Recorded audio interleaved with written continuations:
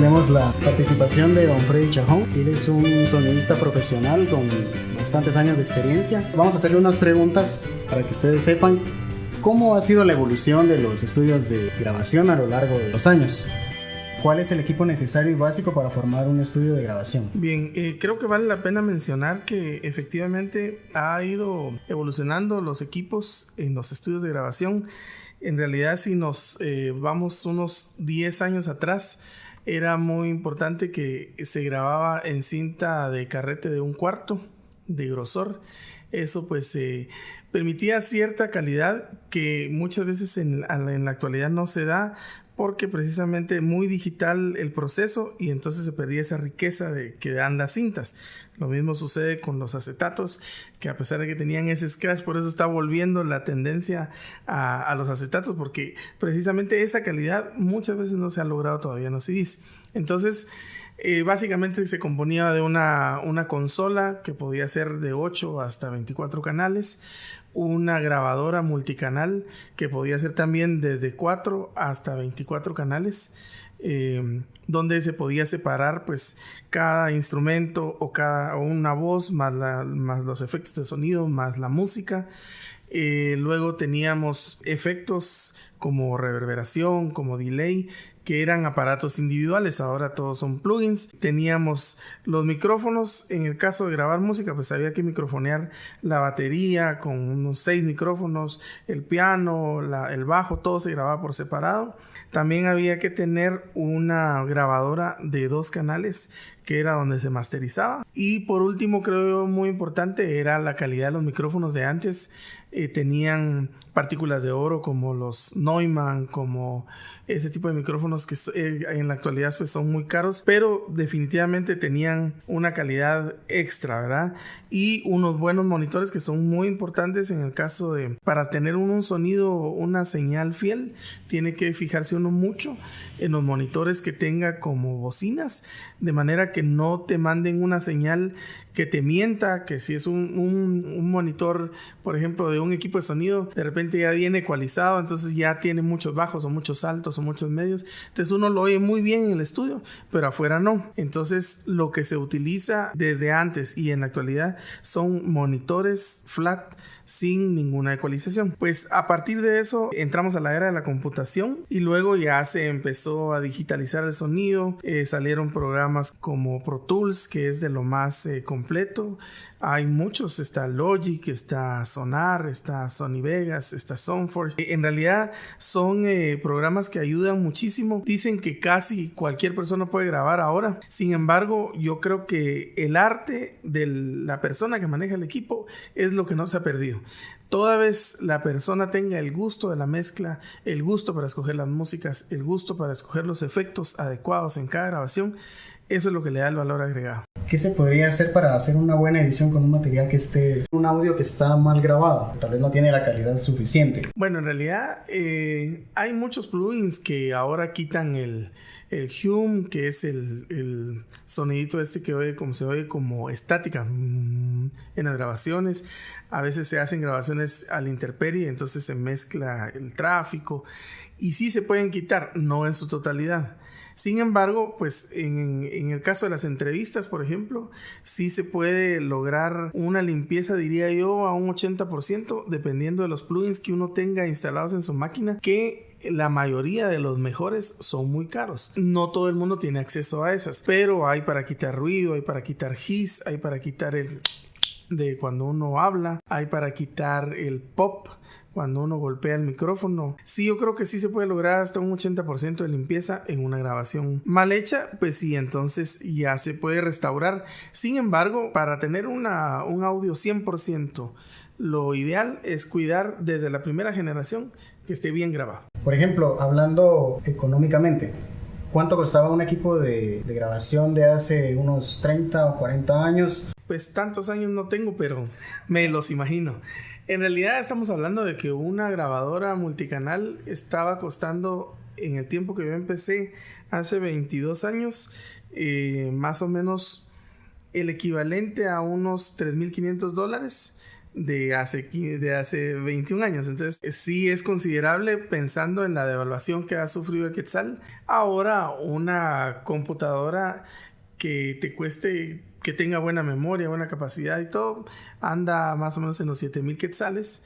Sin embargo, cada programa, si uno cumple con la ley y lo compra como debe ser, con los derechos y los plugins y las actualizaciones, sí cuesta más o menos unos $500, $800 un solo programa, y paquetes de plugins que cuestan hasta $1,000 para tenerlos.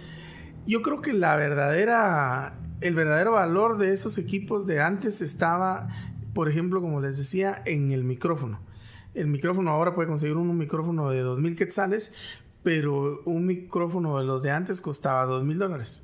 Entonces un Sennheiser costaba hasta hace unos 10 años unos $800, y pues sí se siente la diferencia.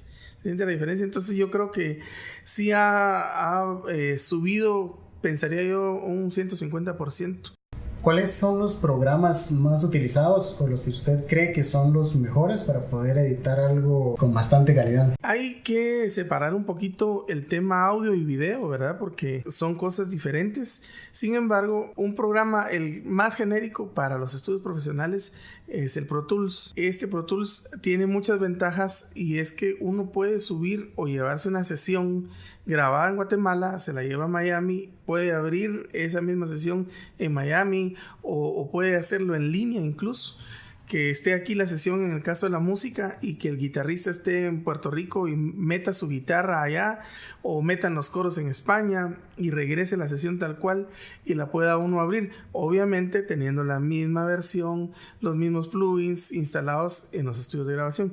Yo creo que uno de los mejores es Pro Tools en el caso del audio.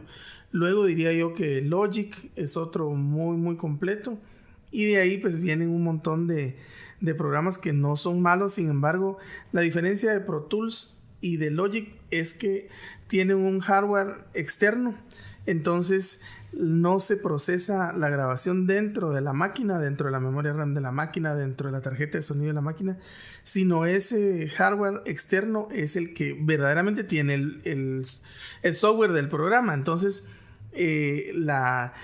lo pastoso, lo grueso que puede hacer la grabación está ahí, mientras que los otros que se procesan a través de la tarjeta de sonido, eso siempre va a sonar un poquito más delgado, porque las tarjetas de sonido, por decirte algo, un micrófono sale desde un plug de micrófono y se llega a convertirse en un mini plug. Entonces, entre esa adaptación de un cable profesional de 3 vías, venir a caer en un plugcito de mini, eso hace perder mucho la calidad. Hace años hubo muy buenas producciones en cuanto a tiempo. Me imagino que con la tecnología que hay ahorita se ha minimizado la cantidad de tiempo que uno se lleva para editar un spot, por ejemplo. Sí, digamos, antes, por decirte algo, grabábamos las locuciones y empezaba el locutor, bueno, prueba número 1, prueba número 2, prueba número 5, prueba número X, y pues en el momento en que empezábamos a hacer la edición, había que oírlas todas y evaluar cuál era la que realmente nos servía. Entonces esas ya se pasaban al programa, a la grabadora multicanal, y se empezaba la escogencia. Yo creo que en realidad no se ha ahorrado tanto tiempo en el proceso como en la adquisición de los elementos que hacen la grabación. Por ejemplo, había que buscar los efectos en un disco de acetato. Ahora pone uno efecto de pájaros y los baja de una página, o los tiene ya guardados en su máquina. Pone uno música rock y te salen 10 música rock. Entonces antes había que estar buscando de acetato en acetato. Luego el tema de que había que masterizarlos, luego hacerlos en un rollo pequeñito de cinta, enviarlos físicamente a las agencias de publicidad o al cliente o a los medios, mientras que ahora con un clic los mandas vía internet a los medios, a los clientes, los mandas a diferentes destinatarios con un solo clic. Yo creo que ahí es donde realmente se acelera el proceso.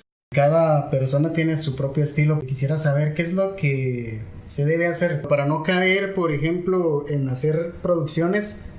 Alguien va a decir, él es Freddy Chajón, porque tiene que haber una variación como profesional, me imagino yo de que tienen una técnica para que no todo se escuche igual. Sí, en realidad eso sí se da mucho, y es que pues el toque de uno está en la ecualización, por ejemplo. Entonces yo creo que sí es fácil que uno sepa dónde se hizo algún trabajo por el tipo de ecualización que le ponen. Sin embargo, ¿dónde estaría la variante? En primer lugar, en el caso del video, la colorización; en el caso del audio, la ecualización. Que casi siempre a uno se le hace muy cómodo decir, bueno, esta ecualización me sonó bien y me funcionó, esa le pongo a todos. Entonces la idea sería ir variando según el color de la voz tuya, por ejemplo. Hay gente que cesea mucho, como recuerdo yo el caso de Lucy Bonilla, que era exagerada la S cuando ella hablaba. En el caso de Josué Morales no, él era una voz opaca, entonces había que ponerle más bríos a Josué Morales. Luego, creo yo, en el gusto de la música, que era lo que decía al principio, el verdadero valor de la grabación está en el gusto que le pone cada uno. Si te esforzas en ponerle, estos pajaritos están bien, pero estos me suenan como a pájaros de tarde, pero no, aquí estamos hablando de mañana, que si el sonido de truenos suena más con tormenta que con lluvia, qué sé yo.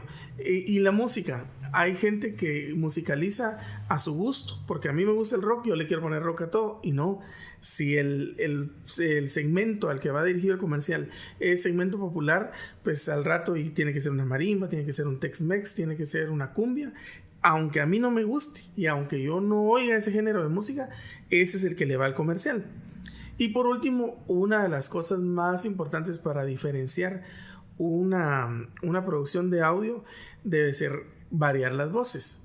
Entonces, en el momento que un estudio es profesional y no se casa con un solo locutor, sino es consciente de decir, este tipo de comercial es para la voz de fulano de tal. Hacer una preproducción es bien importante, eso no se hace nunca. ¿En qué momento el locutor se entera y sabe y digiere la idea del creativo?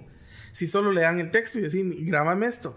No, el proceso real debería de ser, mira, nosotros le vendimos al cliente que esta idea debe comunicar sobriedad, debe comunicar que esta es una marca de la cual Toki la tomaban desde chiquito tus hijos, la tomaste vos desde chiquito y ahora sigue siendo Toki. Entonces eso crea un romanticismo, un lazo filial con la marca, que hace, lo tomó mi papá, lo tomé yo, ahora lo van a tomar mis hijos. Lo que pasa con Mahler.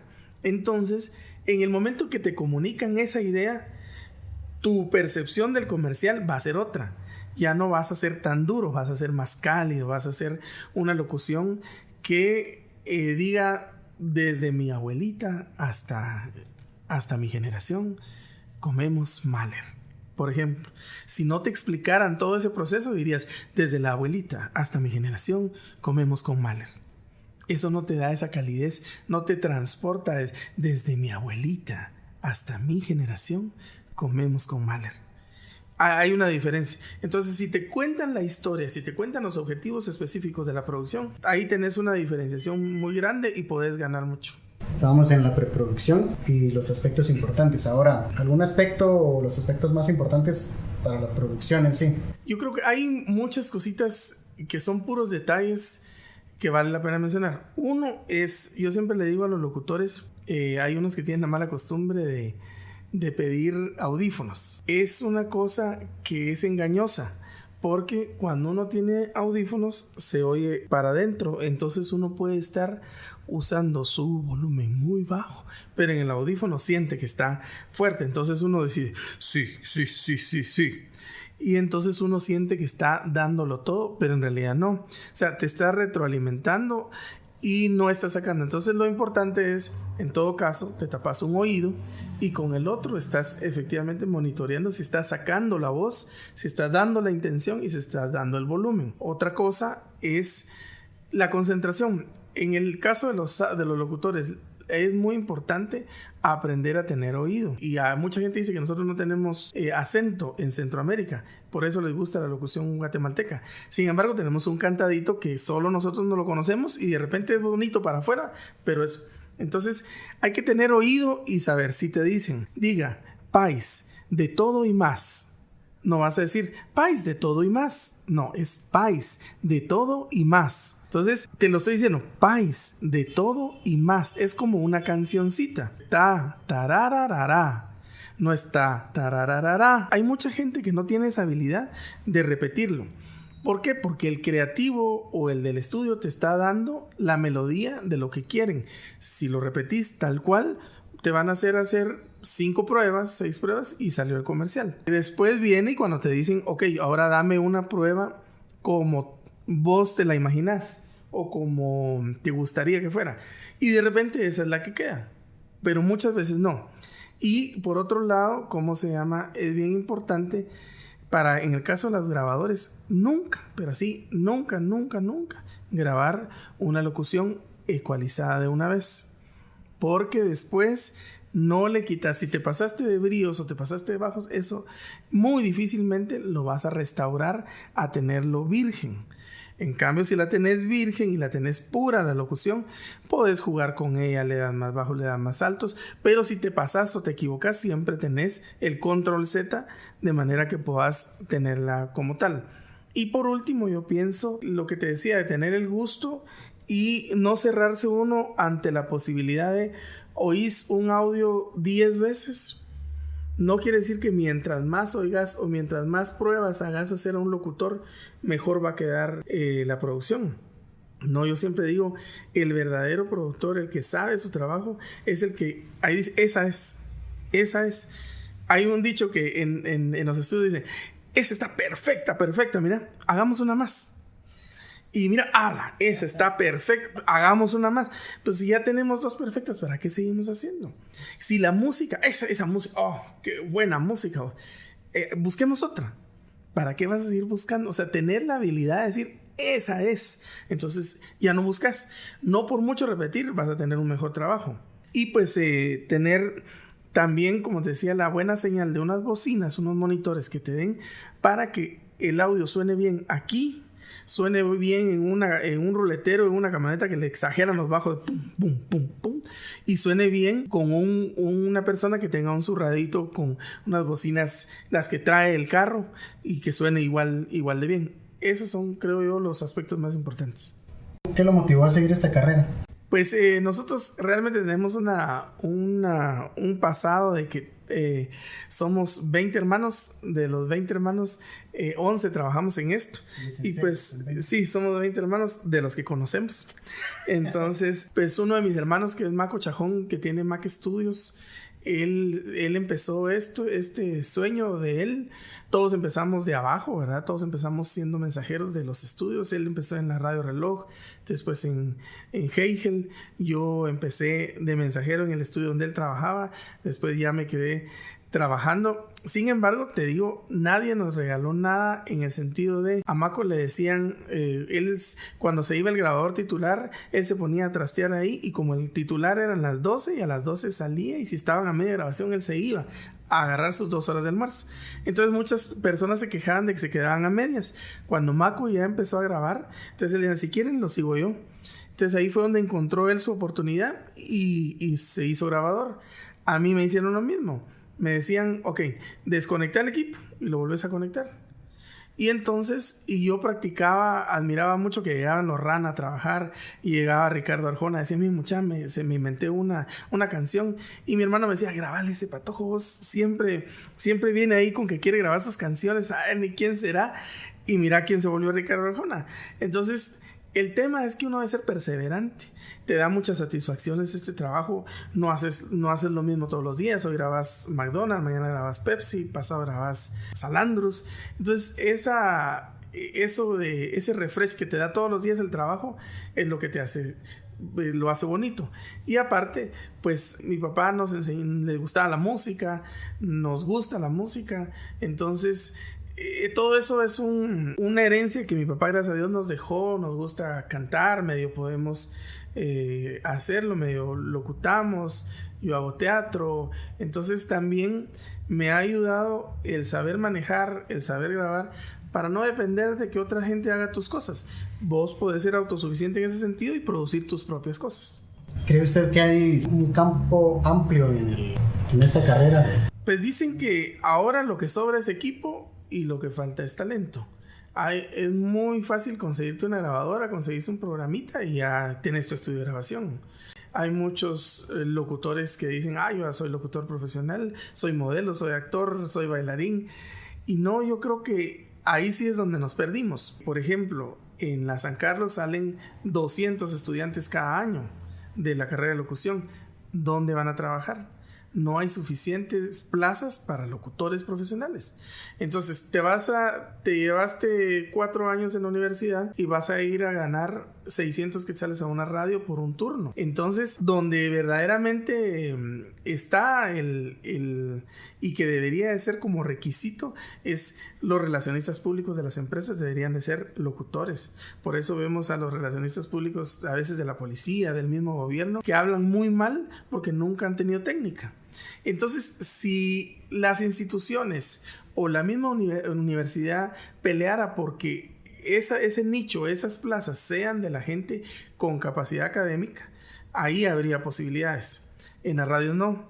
En el lado comercial es un poco cerrado el círculo. Sin embargo, si hay talento, uno se logra meter. El tema con los estudiantes, creo yo, y los que salen de la carrera, es que no son constantes. Yo le he dado la oportunidad a un montón de locutores que gracias a Dios ahora algunos lo reconocen, algunos no, que ahora son profesionales y graban muchos comerciales. Sin embargo, les tocó pagar el derecho de piso, de irse a parar a ver cómo grababan los otros locutores como Luis Morales, como Marco Tulio de la Roca, como Jorge La Infiesta, y que a veces los menospreciaran. Y mucha gente no aguantó eso, no pagó ese derecho de piso y son los que ya no están. La gente que pagó derecho de piso a hacer demos y demos y demos hasta que quedara uno. Entonces esa gente, porque les representaba en ese tiempo irse en bus. No habían celulares, eran beepers. Tenían que pagar, estar pendientes. Aquí ya no se valía de, mire, me llama a la casa de la vecina y ella me va a ir a avisar para que venga a grabar. No, aquí era, si estás disponible te llamo, si no, perdiste. Entonces esa gente que fue constante, que me recuerdo un locutor que se llama Javier Peralta, fue el primero antes de Luis Morales y de los otros locutores que ya ganaban y que ganaban muy bien, que fue el primero que se compró su celular. Y era de aquellos ladrillotes que en ese tiempo te costaban 1,200 mensuales. Era un lujo. Ni los locutores famosos tenían eso, pero él quería estar metido en el negocio y se compró su celular. Ahí es donde yo siempre le toco el ego a los nuevos valores. Les digo, se puede hacer dinero en esta carrera. Pero si lo que te motiva es el dinero, pues ok, motívate porque te vas a ganar. Antes pagan 8 quetzales el segundo, hoy pagan 65 quetzales el segundo. Ahí, si grabas por un comercial, entonces por 30 segundos te pagan 1,950 quetzales. Hace de cuenta que grabes 4 al mes, eso ya es un sueldo de 8,000 quetzales. Y en esos 4, para grabar 4 comerciales, ocupaste líquidos de tu tiempo, exagerado, 2 horas en un mes. Hay locutores, amigos míos, que conozco, que graban hasta 4 comerciales diarios. Eso significa que están ganando 8,000 quetzales diarios. Entonces sí se puede ganar, sí se puede hacer. Sin embargo, y muchos de ellos no son universitarios, no son egresados de la universidad, no tienen técnica. Se han hecho porque empezaron en la radio, porque tienen buen timbre. Y como no nos hemos quitado el estigma de decir, si no hablas muy ronco, no sos locutor, gente como yo, que tiene una voz de patojo, aunque ya no soy patojo, no pega tanto. Sin embargo, yo he grabado ciertas marcas que usaban voces de patojo. Entonces, hay como para todos hay trabajo, pero tenés que ser constante y tenés que creértelo. Como en la academia te dicen, ¿qué sos? Actor de teatro. Ok, parate como actor de teatro, camina como actor de teatro, vestite como actor de teatro. Cuando tienen gente que tiene un grupo, se visten y tienen sus lentes y llegan como estrellas. A esa gente uno se la cree. Pero si yo veo un nuevo locutor que llega con su mochila, y mire qué tal está, fíjese, y que grabar locuciones, sí, ahí vamos, más o menos, eso no me da a mí confianza, no le doy la oportunidad. En cambio veo llegar a a Javier Peralta, a José María Torres, en su carro, bien trajeados, bien planeados. Ellos me dan confianza. Entonces digo, ¿para qué me voy a arriesgar a probar con nuevas voces si los locutores ya se venden solitos? Entonces yo creo que sí hay posibilidades, pero sí hay que ser constantes. ¿Cuál es la mayor satisfacción que ha tenido usted como profesional? Pues una de las satisfacciones, gracias a Dios, he formado bastantes de los locutores famosos. Te puedo mencionar a Julio Arias, te puedo mencionar al propio José María, a Leslie Aldana, Hugo Landaverde, a Los Moralejas, Salomón Gómez. Todos recibieron la oportunidad, unos directamente conmigo, otros con mis hermanos, pero son exitosos y aprendieron con nosotros. De los publicistas, igual hay un montón de gente de la publicidad que aprendió con nosotros, que unos eran mensajeros y de ahí subieron a productores y aprendieron a producir con nosotros y ahí están. Y eso le da a uno mucha satisfacción, porque yo siempre les he dicho, a mí me encantaría que cuando alguien encuentre a un hijo en la calle le diga, mira, tu papá fue el que me dio la primera oportunidad, y que se porten bien con mis hijos. Porque eso me va a llenar a mí. A todo el mundo le gusta que le hagan bien, pero eso lo tenés que sembrar, eso te lo tenés que ganar. Y por otro lado, que hemos hecho una empresa de familia. Ahí trabajamos. Yo dejé de trabajar en Mac Studio porque ya venían mis hermanos pequeños, y mis hermanos van a dejar de trabajar porque ahora ya están mis sobrinos ahí. Ya incluso hay nietos que llegan y graban voces de niños. Entonces eso nos ha dado muchas bendiciones y ha sido nuestro asadón, y pues ahí seguimos trabajando. ¿Alguna recomendación para estudiantes, incluso para gente que no estudia pero tiene el deseo de mantenerse en el campo de la comunicación, de la edición, producción? Primero, la constancia. Yo creo que esta es una profesión hermosa. Hemos visto pasar mucha gente muy talentosa: Rafa Pineda, Salomón Gómez, ahora el mismo maestro Recinos, que en algún momento también hizo radiodifusión. Te deja muchas satisfacciones. Antes decían que en la radio se conectaban buenas patojas, y sí se conectan buenas patojas. Entonces, sea lo que te motive, que te apasione, porque te va a oír medio mundo y te van a saludar y te van a pedir autógrafos, que te apasione porque vas a ganar dinero. Uno dice, tenés que hacer lo que te gusta hacer y hacerlo bien. Entonces yo creo que en la medida que nos capacitemos, pues la universidad es un principio, pues una ventana increíble. En la medida que seamos humildes, cuando ya tengas tu carrera y que ya seas locutor, pero si no sos humilde y no aprendes a tener buenas relaciones públicas, no te van a llamar. Pero si sos Jimmy Morales, es uno que llega y lo primero que hace es contarte un chiste. Entonces rompe el hielo, la gente se siente agradable trabajar con él. Entonces eso. Y segundo, reconocer que Dios te dio un talento, y si no lo usas, estás renegando lo que Dios te dio. Y como dice la Biblia, algún día te va a preguntar Dios qué hiciste con tu talento. Entonces es un don que puedes usarlo desde tu casa. Puedes ser de ejemplo, de bendición para otros niños. Puedes ayudar en una conferencia, puedes trabajar como vocero, o sea, la gama para trabajar como comunicador es muy amplia. Entonces yo creo que vale la pena que nos esforcemos, que nos metamos de cabeza con esta profesión, y pues que entendamos que Guatemala, sea el gobierno que esté, va a ser buena o mala por lo que nosotros hagamos. Si nosotros hacemos nuestro pedacito, lo que nos toca, lo hacemos bien, eso va a ser un mejor país, independientemente del gobierno que esté.